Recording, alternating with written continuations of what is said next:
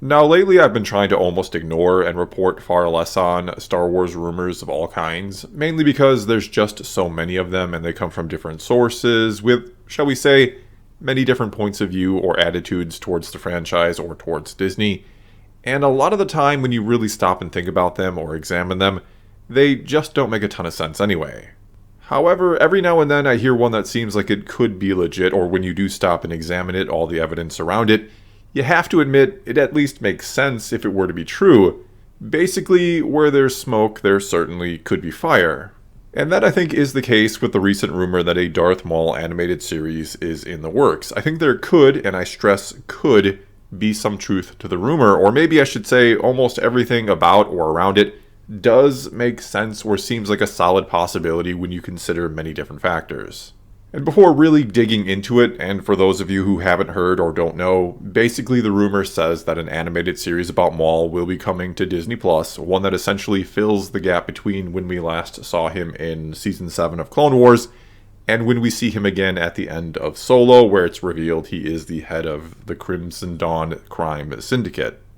And this series will, no surprise, show us how he got to that position, and if I had to guess, would eventually go beyond Solo and beyond Crimson Dawn, and take us all the way up to when we see him on Malachor in Rebels.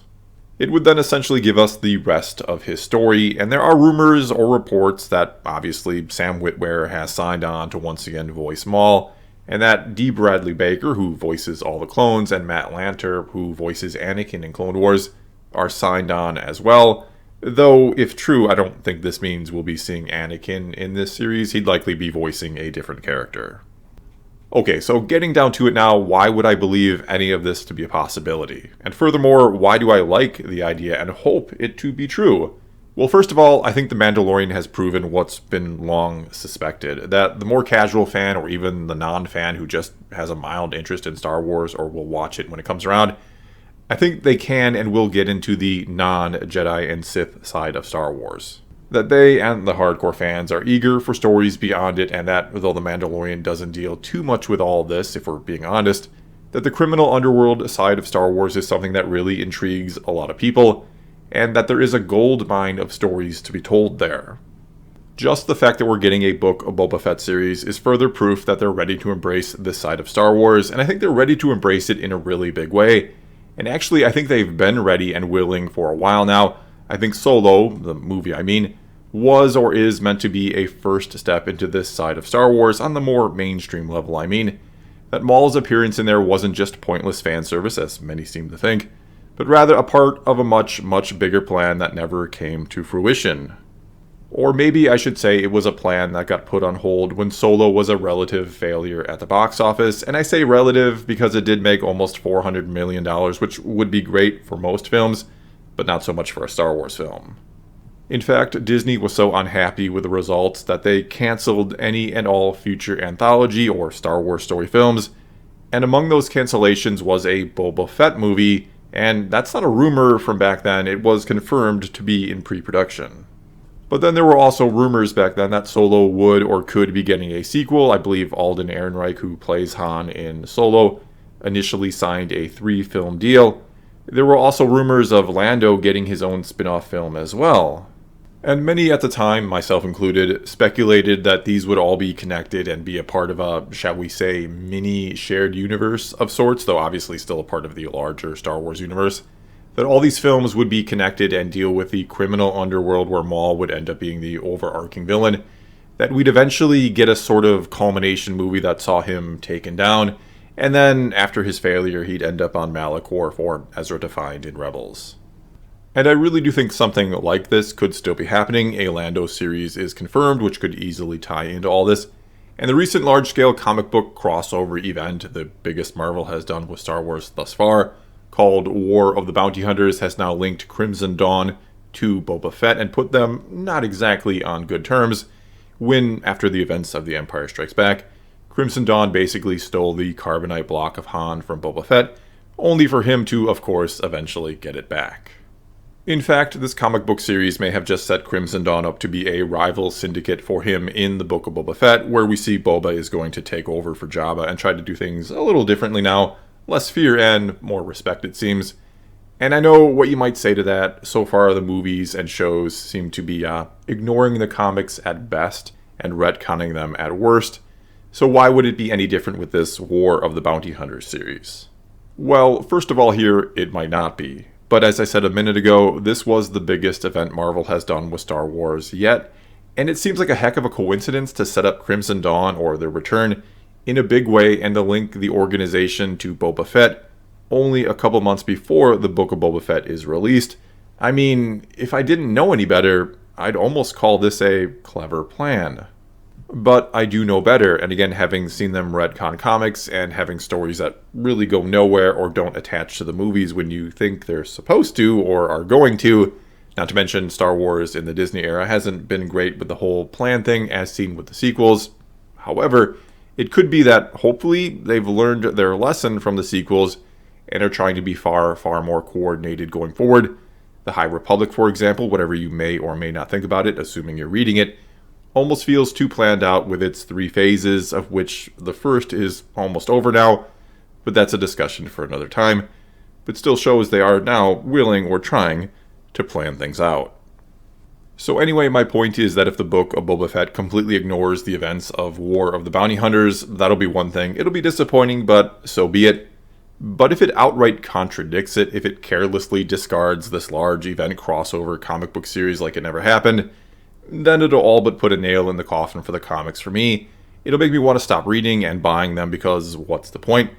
They're not part of the larger canon, and all too often they're not overly exciting on their own. However, if there is actually a connection, and not one you have to read to understand the Book of Boba Fett, I'm not saying it should be required reading for the show, but if there is a connection, it'll maybe rekindle my interest in the comics a bit and give me hope that they're really starting to get their act together and that plans are being made. But getting back on track, and as for how this could be evidence of a possible Maul animated series, well, if Crimson Dawn does become, again, this sort of rival syndicate for Boba Fett, then I think there's some interest there in how they came to be or how they rose to power, especially if a character like Maul, clearly a fan favorite, is a big part of it. And in the War of the Bounty Hunters comic series, Crimson Dawn is made out to be a big deal, or at least they were until their leader went missing. And that leader is, or was, of course, Maul, though now Kira has taken over, and we learn that she must have indeed worked very closely with Maul, as implied would be the case at the end of Solo, and that he's trained her extensively. There's even a part in there where she mentions that training and does try to go toe-to-toe with Darth Vader, and he recognizes the fighting style as being a Jedi-like style, but she doesn't have the Force. Anyway, long story short, she promptly gets defeated by Vader, but he doesn't kill her. So basically what I'm getting at here is that a Maul animated series could accomplish many things, along with hopefully just being entertaining in and of itself, of course. That being, it fills in pretty much the last blank in Maul's story, what happens to him after Clone Wars, and takes him up to his ending in Rebels. It also could help give some, shall we say, more substance or backstory to what will be a rival faction for Boba Fett in the Book of Boba Fett.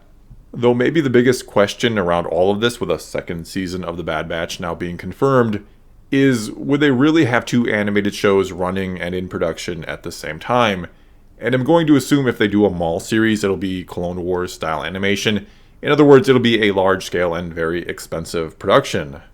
This, I think, is the biggest sticking point when it comes to me just flat out believing this, because otherwise it does seem to make quite a bit of sense as I've been going through.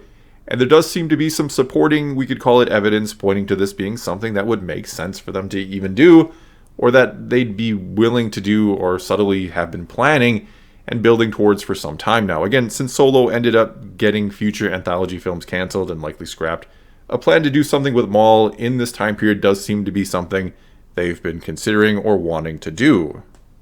Either way, I do personally hope there's something to this. I'd love to see a Maul animated series that shows yet another sort of rise and fall for this tragic character, how he builds Crimson Dawn only to end up apparently having it all fall apart for a time until Kira brings it back, and for him to end up on Malachor as Old Master. Plus, though I do love the Jedi and Sith stuff, it is my favorite aspect of Star Wars, I'd still love to see more of the Star Wars underworld. And speaking of that, there were plans back when Lucas still owned the company for a live-action show called Star Wars Underworld that would be set in this time period, the post-Clone Wars pre-original trilogy time period. We even saw some leaked test footage not long ago, And we know that something like 50 to 100 scripts were even written, and they've since been just sitting there collecting dust. So who knows, maybe we're finally going to see parts of this show come to light. Maybe they really will go big on the underworld of Star Wars here in the near future. Well, that's all I've got for you this time. Now it's your turn to tell me what you think of the idea of a Maul animated series. Do you love it? Do you hate it? Do you not care? And do you think there could be a bigger plan in place around Crimson Dawn? Will the War of the Bounty Hunters comics actually be relevant to the Book of Boba Fett? Or won't they? Whatever you think about any or all of this, leave a comment below and let's talk some Star Wars. And until next time, thanks for watching.